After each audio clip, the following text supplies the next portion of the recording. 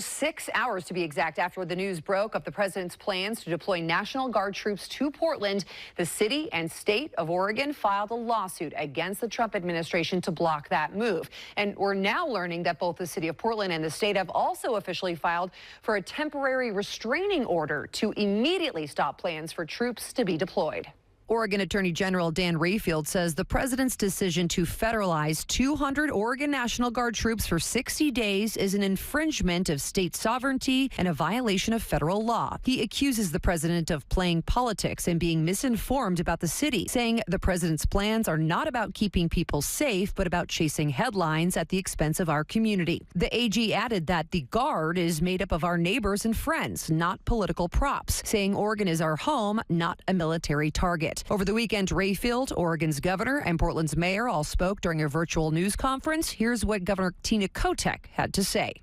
I think this is a sad day for our country, a sad day for Oregon, that the President of the United States does not listen to local leaders about what they need and how we can be in partnership. I want everyone to remember that the Oregon National Guard is made up of Oregonians who are citizen soldiers who are our neighbors and our friends.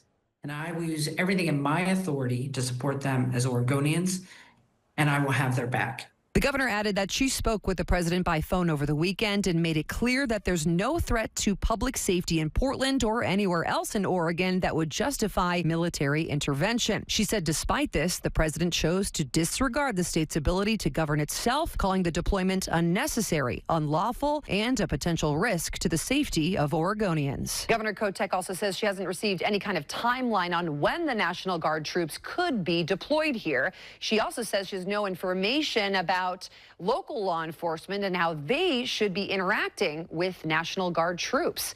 For now, reporting in studio, Bonnie Silkman, Fox 12 Oregon.